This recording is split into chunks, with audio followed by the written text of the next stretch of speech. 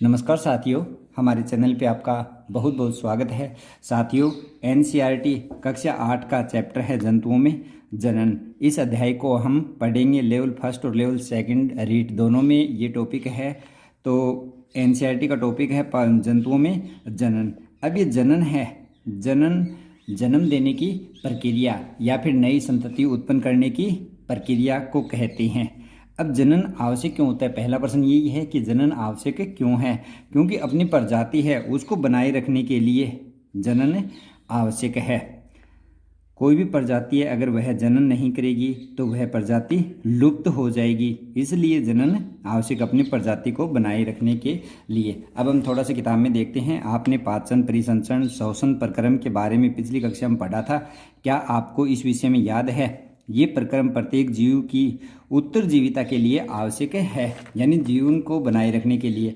आप पौधों में जनन के प्रक्रम के विषय में भी पढ़ चुके हैं। जनन जाति की निरंतर बनाने के लिए आवश्यक है। ये देखो, ये लाइन आ गई, जाति या स्पीशीज की निरंतरता बनाए रखने के लिए आवश्यक है। कल्पना कीजिए कि यदि जीव प्रजनन नहीं करता तो क्या होता? कोई जीव है, अगर वह जनन नहीं करेगा तो क्या होगा? उसकी पीढ़ी आगे समाप्त हो जाएगी। आप इस बात को मानोगे कि जीवों में जनन का विशेष महत्व है, क्योंकि यह एक जैसे जीवों में पीढ़ी दर पीढ़ी निरंतरता बनाए रखने सुनिश्चित करता है। यानी कि एक पीढ़ी से दूसरी पीढ़ी, तीसरी पीढ़ी निरंतरता बनाए रखता है जनन के कारण।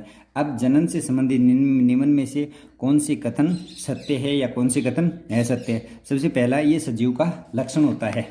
जनन क्या है? सजीव का लक्षण। दूसरा दे दिया कि पीढ़ी दर पीढ़ी संतति बनाए रखना है। तीसरा दे दिया उत्तरजीविता के लिए आवश्यक उपरोक्त सभी। तो इसमें क्या आ जाएगा? उपरोक्त सभी। अब देखते हैं जनन की विधियाँ। जनन की विधियाँ कौन कौन सी है? आपने विभिन्न जंतुओं के बच्चों को देखा होगा। कुछ जंतुओं के नाम सारणी 9.1 में भरने का प्रयास कीजिए, जैसा कि क्रम संख्या 1 से 5 में उदाहरण देकर दर्शाया गया है। आगे सारणी है, ये आप देख सकते हैं। मनुष्य के बच्चे को शिशु कहते हैं। बिल्ली के बच्चे को कुत्ते, तितली, मुर्गी, गाय और मेंढक, इनके बच्चों को क्या कहते हैं? आपने विभिन्न जंतुओं के बच्चों का जन्म लेते हुए भी देखा होगा। क्या आप बता सकते हैं कि चूजे और इल्ली यानी जिसे कैटरपिलर किस प्रकार जन्म लेते हैं? बिलोटे और पिल्ले का जन्म किस प्रकार होता है? बिलोटा बिल्ली का बच्चा, पिल्ला कुत्ते का बच्चा। क्या आप जानते हैं कि जन्म से पूर्व ये जीवन वैसे ही दिखाई देते हैं जैसे कि वह अब दिखाई देती हैं? आइए इनका पता लगाएं। पौधों की तरह ही जंतुओं में भी जनन की दो विधियां बताई गई है। एक तो है लैंगिक जनन और दूसरी है अलैंगिक जनन। इन दोनों के बारे में हम पढ़ेंगे। अब जंतुओं के बारे में, ये आपके पाठ में तो जंतुओं के बारे में हम इसमें अध्ययन करेंगे। अब देखते हैं लैंगिक जनन। कक्षा 7 में आपने पौधों के जनन के विषय में, पौधों के जनन में तो बता देता हूँ थोड़ा सा मैं आपको कि लैंगिक जनन, लैंगिक और अलैंगिक। अलैंगिक जनन की 4 विधियाँ, इसमें 3-4 विधियाँ बताई गई है। जैसे कायिक प्रवर्धन, एक कायिक प्रवर्धन, दूसरी है बीजाणु निर्माण, तीसरी मुकुलन और चौथी विखंडन। ये अलैंगिक जनन की है। इसी प्रकार से हम जंतुओं में देखते हैं। तो लैंगिक जनन के बारे में पढ़ते हैं। आपको याद होगा कि लैंगिक जनन करने वाले पौधों में नर और मादा जननांग अलग अलग होते हैं। क्या आप इन भागों में नाम बता सकते हैं? जंतुओं में भी नर और मादा के विभिन्न जनन अंग और जनन भाग या अंग होते हैं। पौधों की ही तरह जंतुओं में भी नर और मादा युग्मक अलग अलग होते हैं। जैसे जंतुओं में होते हैं, पौधों में होते हैं, उसी प्रकार से जंतुओं में नर और मादा दोनों अलग अलग होते हैं, जो संलित होकर युग्मनज का बनाते हैं और युग्मनज विकसित होकर एक नए जीव का निर्माण बनता है। यानी नर युग्मक और मादा युग्मक दोनों मिलेंगे और मिलकर युग्मनज का निर्माण करेंगे और युग्मनज से फिर एक नए जीव का निर्माण होता है। इस प्रकार जनन जिसमें नर और मादा युग्मक संलयन करते हैं लैंगिक जनन कहलाता है। इंपॉर्टेंट है लैंगिक जनन, नर और मादा युग्मक संलयन होना। अब मनुष्य में देखते हैं कि नर जनन अंग, उसके बाद में मादा में नर में क्या कौन कौन से जनन अंग पूछे जाते हैं कि जनन अंग कौन कौन से हैं? तो इसमें देख सकते हैं एक जोड़ी वर्षण, दो शुक्राणु नलिका और एक सीसन या लिंग कहते हैं। वर्षण नर युग्मक उत्पन्न करता है, ये भी इंपॉर्टेंट है। वर्षण नर युग्मक को उत्पन्न करता है जिसे शुक्राणु कहते हैं। पूछ लिया जाता है कि नर युग्मक शुक्राणु और उत्पन्न कौन करता है? वर्षण।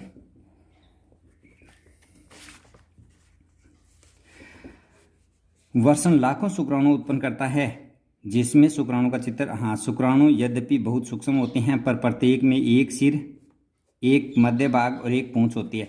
आप देख सकते हैं कि शुक्राणु के 3 भाग होते हैं, एक सिर, एक मध्य भाग और एक पूंछ होती है। क्या शुक्राणु एकल कोशिका प्रतीत होती है? उदाहरण आ सकता है कि शुक्राणु है एकल कोशिका। तो शुक्राणु एकल कोशिका याद रखना। वास्तव में हर शुक्राणु में कोशिका के सामान्य संगठन पाए जाते हैं। ये नर जनन अंग है। इसमें ये देख सकते हैं, ये शुक्राणु नलिका है, ये सीसन है, ये वर्षण है।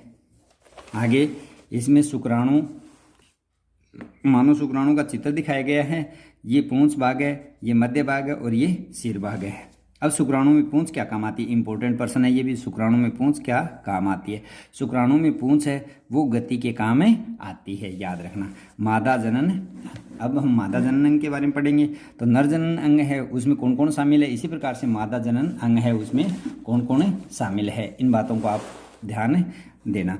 तो मादा जनन अंग में, मादा जननांगों में एक जोड़ी अंडाशय, अंडवाहिनी जैसी, जिसे डिंब वाहिनी भी कहते हैं, और साथ में ही गर्भाशय होता है। तो आप देख सकते हैं कि ये मादा जनन जननांग है। तो इसमें ये अंडवाहिनी है, ये अंडाशय और ये गर्भाशय है।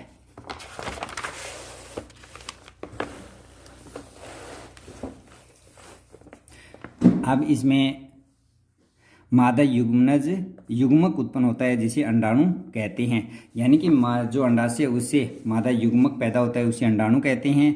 मानव स्त्रियों में प्रति मास 2 अंडाणुओं में से किसी एक अंडाणु से एक विकसित अंडाणु अथवा डिंब का निर्मोचन अंडवाहिनी में होता है। निर्मोचन का मतलब छोड़ना या मुक्त होना। गर्भाशय वह भाग है जहाँ शिशु का विकास होता है। शुक्राणु की तरह अंडाणु भी एकल कोशिका है, ये बात आ गई यहाँ पे। शुक्राणु और अंडाणु दोनों एकल कोशिका है, इंपॉर्टेंट है, याद रखना। अभी शुक्राणु, ये अंडाणु का चित्र दिखाया गया है जिसमें केंद्रक पाया जाता है। बूझों को पता है कि विभिन्न जंतुओं में अंडे का साइज अलग अलग होता है। अंडाणु अति सूक्ष्म हो सकते हैं जैसे कि मनुष्य में, और बहुत बड़े भी हो सकते हैं जैसे मुर्गी के अंडे में। शुतुरमुर्ग का अंडा सबसे विशाल होता है, याद रखना। शुतुरमुर्ग का अंडा सबसे विशाल होता है और एकल कोशिका भी होता है। अब निषेचन देखते हैं। निषेचन क्या होती है कि जनन प्रक्रम का पहला चरण शुक्राणु और अंडाणु का संलयन होना होता है, यानी शुक्राणु और अंडाणु आपस में मिलेंगे। जब शुक्राणु अंडाणु के संपर्क में आता है तो इनमें से एक शुक्राणु अंडाणु के साथ संलित हो जाता है। शुक्राणु और अंडाणु का यह संलयन निषेचन कहलाता है। कह सकते हैं जनन का पहला प्रक्रम निषेचन कहलाता है।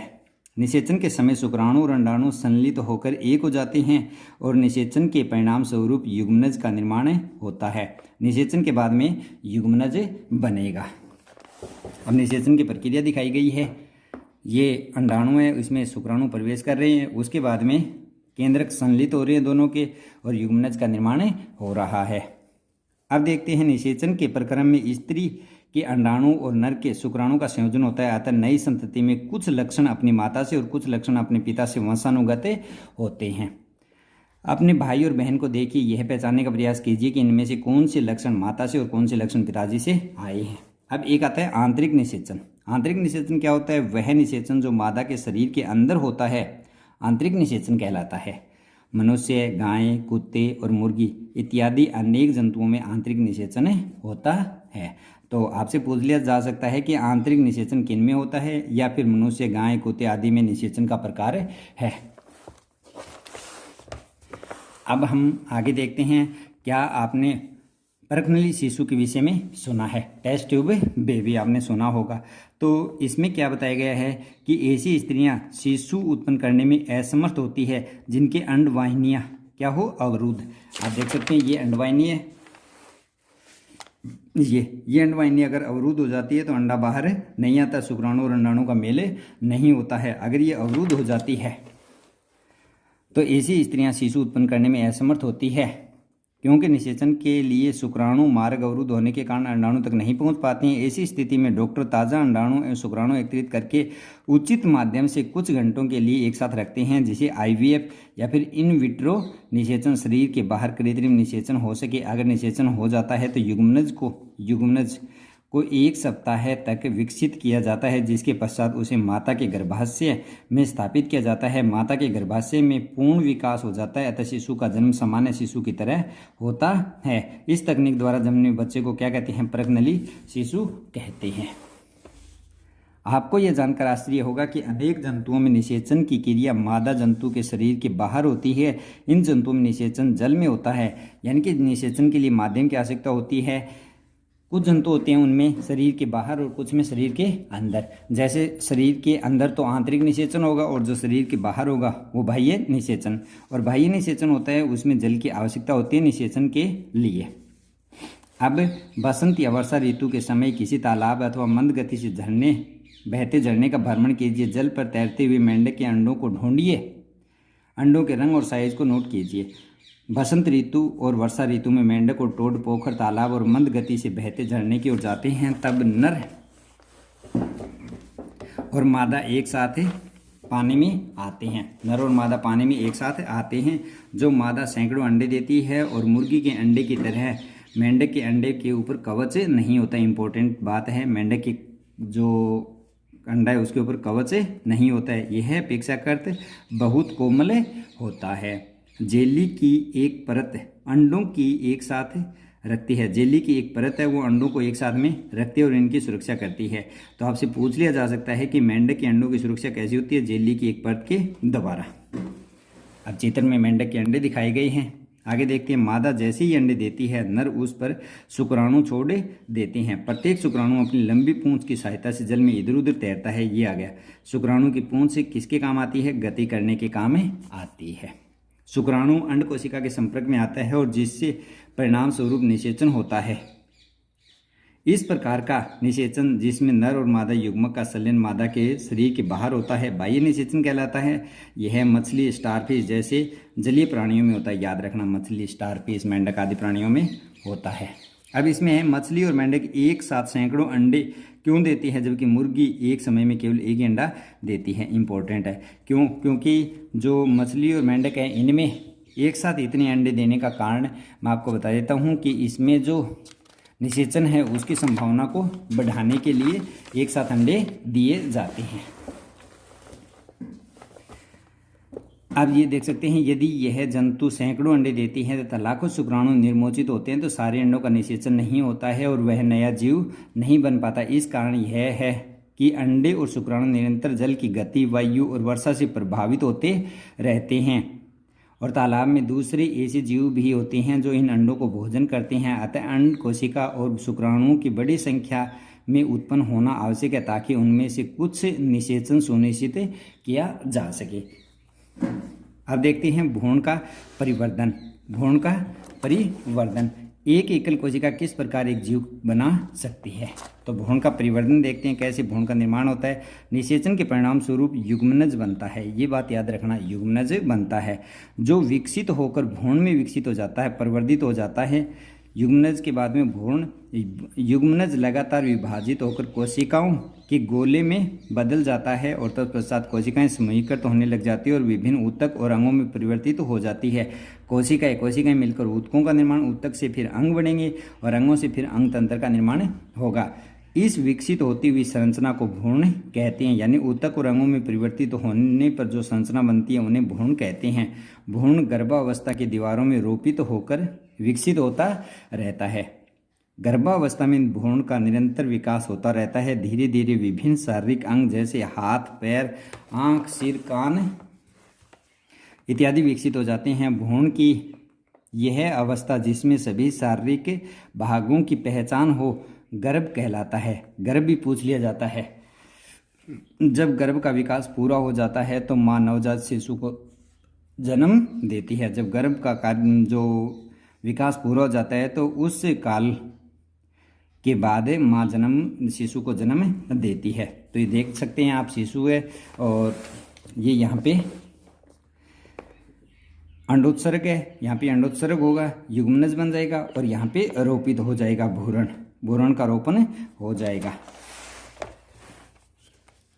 अब मुर्गी में भी आंतरिक निषेचन होता है, परंतु क्या मनुष्य और गायों की तरह मुर्गी भी बच्चों को जन्म देती है? मुर्गी में आंतरिक निषेचन होता है, ये बात इंपॉर्टेंट है। मुर्गी में आंतरिक निषेचन होता है, लेकिन फिर भी मनुष्य और गायों की तरह ये बच्चे पैदा नहीं करती है। आप जानते हैं कि मुर्गी बच्चों को जन्म नहीं देती है, तब चूजे कैसे बनते हैं, आइए पता लगाएं। निषेचन के पूर्ण बाद ही युग्मनज लगातार विभाजित होता रहता है और अंडवाहिनी में नीचे की ओर बढ़ता रहता है। इससे नीचे बढ़ने के साथ साथ यह सुरक्षित परत चढ़ जाती है और मुर्गी के अंडे पर दिखाई देने वाला कठोर कवच भी ऐसा ही सुरक्षित परत है। कठोर कवच के पूर्ण रूप से बन जाने के बाद अंडे का निर्मोचन, मुर्गी अंडे का निर्मोचन करती है और मुर्गी के अंडे को चूजा बनने में लगभग 3 सप्ताह का समय लगता है। तो ये भी इम्पोर्टेंट है कि कितना समय लगता है। आपने मुर्गी को उस्माइन के लिए अंडों पर बैठे देखा होगा। क्या आप जानते हैं कि अंडे के अंदर चूजे का विकास इस अवधि में ही होता है? चूजे के पूर्ण रूप से विकसित होने के बाद कवच के प्रस्फुटन के बाद चूजा बाहर निकलता है। बाह्य निषेचन वाले जंतुओं में भ्रूण का विकास मादा के शरीर के बाहर होता है, यानी बाह्य निषेचन होता है, उसमें मादा शरीर के बाहर निषेचन होता है। भ्रूण अंडावरण के अंदर विकसित होता रहता है और भ्रूण का विकास पूर्ण रूप से अंडोपजी होता है। आपको तालाब और झरने में मेंढक के अनेक टेडपोल तैरते हुए दिखाई देते हैं, यानी बाह्य निषेचन होता है, उसमें भ्रूण का विकास अंडे में पूर्ण रूप से होता है। जरायुज और अंड प्रजनक जंतु, तो ये क्या होते हैं, ये भी इम्पोर्टेंट है। जरायुज जो सीधे बच्चे जन्म देते हैं, देख सकते हैं कुछ जंतु विकसित शिशु को जन्म देते हैं जबकि कुछ अंडे देते हैं। जो बाद में शिशु विकसित होते हैं वह जंतु जो सीधे शिशु को जन्म देते हैं उन्हें जरायुज कहते हैं। उदाहरण पूछ लिया जाए तो आप बता सकते हैं गाय का, मनुष्य का। इसी प्रकार से वे जंतु जो अंडे देते हैं अंड प्रजनक कहलाते हैं। निम्नलिखित क्रियाकलाप की सहायता से आप इसे समझ सकते हैं।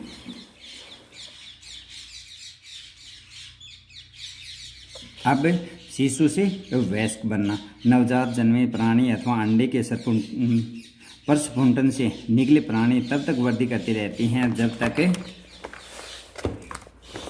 कि वह वयस्क नहीं हो जाते। कुछ जंतुओं में नवजात जंतु वयस्क से बिल्कुल अलग दिखाई देते हैं। रेशम कीट के जीवन चक्र को स्मरण कीजिए। रेशम कीट है उसका जीवन चक्र देखते हैं, जिसमें लार्वा के बाद लार्वा या इल्ली है, उसके बाद में प्यूपा बनेगा, फिर वयस्क बनेगा, जिसके विषय में पीछे पढ़ चुके हैं। और मेंढक में इसी प्रकार से मेंढक में होता है।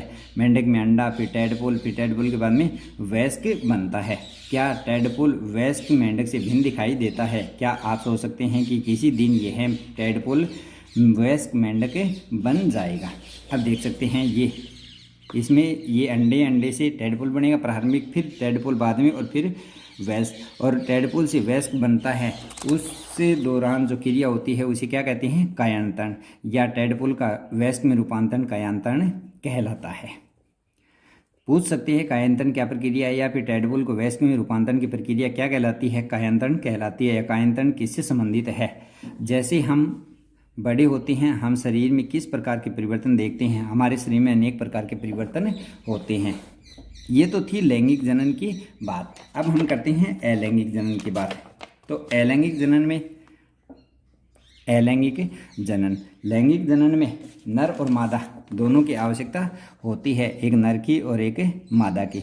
लेकिन अलैंगिक जनन में नर और मादा की आवश्यकता नहीं होती है, या अलग अलग जननांगों की आवश्यकता नहीं होती है। अब तक हमने जनन प्रक्रम का अध्ययन इन जंतुओं में पढ़ा कि हम परिचित है, परंतु अन्य बहुत छोटे जंतु जैसे हाइड्रा, सूक्ष्मदर्शी जंतु जैसे कि अमीबा में जनन किस प्रकार होता है, क्या आप इनके जनन के बारे में बता सकते हैं? इनके विषय के बारे में बता सकते हैं।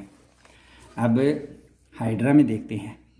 हाइड्रा की एक स्थायी स्लाइड लीजिए। इनमें देखते हैं हाइड्रा में, तो हाइड्रा का पादप ये है। इसी प्रकार से अमीबा का पादप ये है। तो अमीबा में द्विखंडन दिया गया है और जो हाइड्रा है उसमें मुकुलन दिया गया है। इन दोनों के बारे में समझना है कि मुकुलन क्या होता है और हाइड्रा जो विखंडन है वो क्या होता है। प्रत्येक हाइड्रा में एक या अधिक उभार दिखाई दे सकते हैं। यह उभार विकसित होते नए जीव होते हैं जिन्हें मुकुल कहते हैं। यानी कि जो उभार दिखाई दे रहे हैं ये उभार मुकुल कहलाते हैं और एक नए जीव का निर्माण करते हैं। यीस्ट में भी मुकुल दिखाई देते हैं।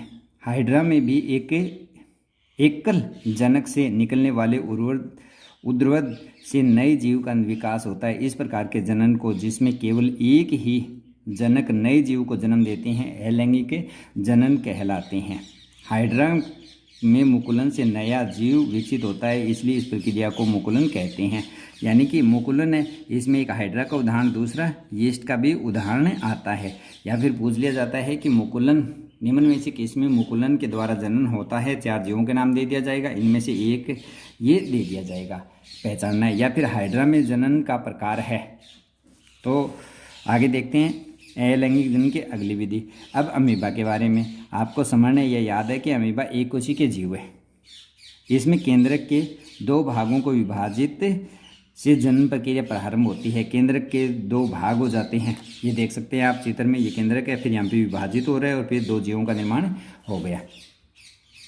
इसके बाद कोशिका भी 2 भागों में विभाजित हो जाती है, जिसमें प्रत्येक भाग में केंद्रक आ जाता है। परिणाम स्वरूप एक जनक से 2 अमीबा बन जाते हैं। इस प्रकार के अलैंगिक जनन को, जिसमें जीव विभाजित होकर 2 संतति उत्पन्न कर देता है, विखंडन कहलाता है। क्या कहलाता है? विखंडन कहलाता है। मुकुलन और विखंडन के अतिरिक्त भी कई विधियां हैं अलैंगिक जनन की, जिनके द्वारा एकल जीव संतति जीवों का निर्माण होता है।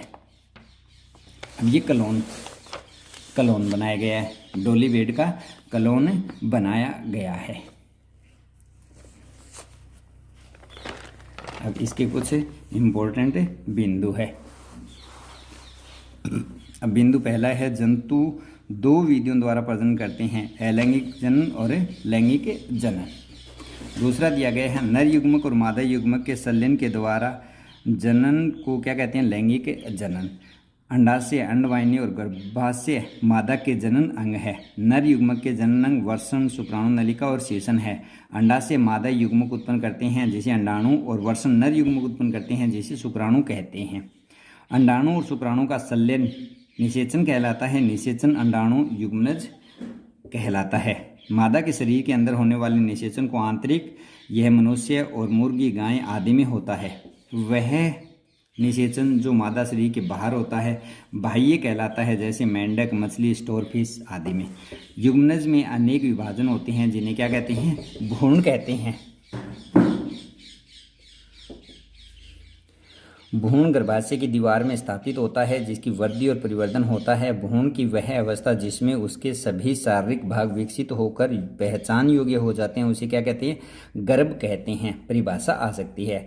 जरायुज जो सीधे शिशु को जन्म कहते हैं। अंड प्रजनक जो अंडों देते हैं। लार्वा का कुछ उग्र परिवर्तनों द्वारा वयस्क जंतुओं में बदलने की प्रक्रिया को क्या कहते हैं? कायांतरण कहते हैं। जनन का वह प्रकार जिसमें केवल एक ही जीव भाग लेता है, अलैंगिक जनन कहलाता है। हाइड्रा में मुकुल द्वारा नए जीव विकसित होता है। इस प्रकार के अलैंगिक जनन को क्या कहते हैं? मुकुलन कहते हैं।